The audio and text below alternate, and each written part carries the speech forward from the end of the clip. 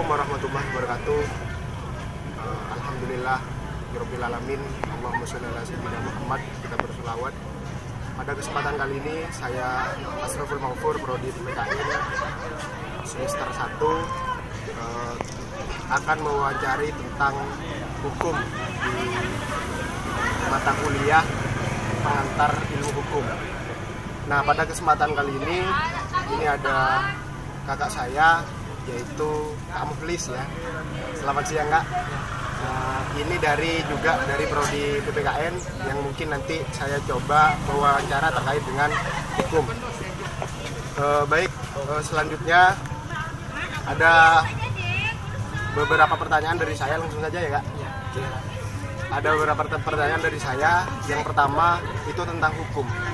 Sebenarnya dalam tatanan dunia hukum dan hukum itu sendiri dapat banyak pemahaman terkait hukum, sehingga kita butuh yang namanya yang secara kompleks terkait baik itu secara pengertian maupun implementasi hukum itu sendiri nanti.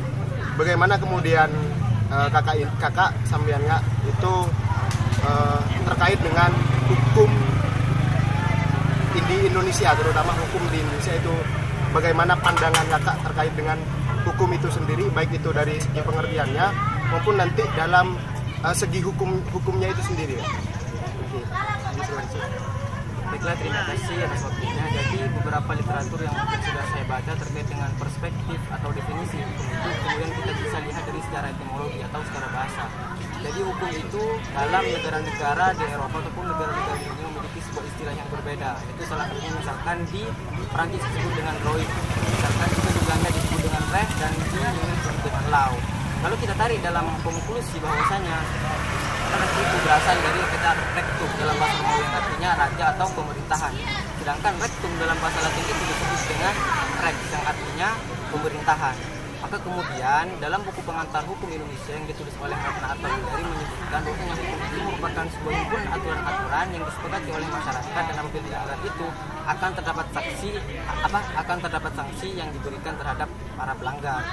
Kemudian Kartohadi Projo juga mengatakan bahwasanya hukum itu merupakan sebuah sekumpulan asas yang dibentuk oleh masyarakat dan mengikat masyarakat serta pelaksana hukum. Dan juga dalam buku pengantar hukum dan tata hukum Indonesia karya Desti Kasil menyebutkan bahwasanya Utrecht itu menyebutkan hukum itu merupakan sebuah himpunan petunjuk ataupun juga tertib yang harus dipatuhi oleh masyarakat. Sedangkan apabila terdapat pelanggaran, maka itu merupakan hak penguasa untuk menjatuhkan sebuah pidana ataupun juga sanksi-sanksi yang nantinya disebabkan oleh pelanggaran hukum tersebut. Sedangkan kalau misalkan kita melihat secara isinya itu, hukum itu dibagi menjadi dua, yaitu yang pertama adalah hukum privat dan juga yang kedua itu hukum publik yang disahkan berdasarkan pada Undang-Undang Nomor 8 Tahun 1981. Sedangkan kalau kita tinjau implementasi dari hukum di Indonesia itu sangat jauh dari apa yang diamanatkan oleh undang-undang, di mana dalam pasal 27 ayat 1 bahwasanya asas hukum itu adalah equality before the law, yaitu tentang kesamaan seorang di depan hukum. Namun dalam implementasinya masih kurang optimal atau masih jauh dari pandangan karena masih tidak adil. Misalkan dari kasus kemarin kita lihat ada dua wanita yang kemudian mencuri kayu putih dan juga susu dipidana dengan pidana kurungan selama 9 tahun. Sedangkan anak buah dari Juliari Batubara yang merupakan Kementerian Sosial itu hanya dipidana sekitar 7 tahun. Ini menunjukkan bahwasanya masih kurangnya keadilan di Indonesia. Sehingga sia-sia Insinyur Soekarno pada tanggal 1 Juli 1945 di depan DPR mengatakan Rechtvaardigheid tentang keadilan. Pada kenyataannya hukum itu masih tumpul ke atas bagi orang-orang yang memiliki otoritas maupun juga memiliki uang, dan tajam ke bawah ketika masyarakat tersebut tidak memiliki otoritas ataupun juga tidak memiliki status sosial di masyarakat. Yang demikian dari saya. Terima kasih. Oke, jadi itulah terkait dengan hukum maupun implementasi hukum, sehingga lumayan jelas yang disampaikan oleh Kak Mukhlis ya. Oke, terima kasih.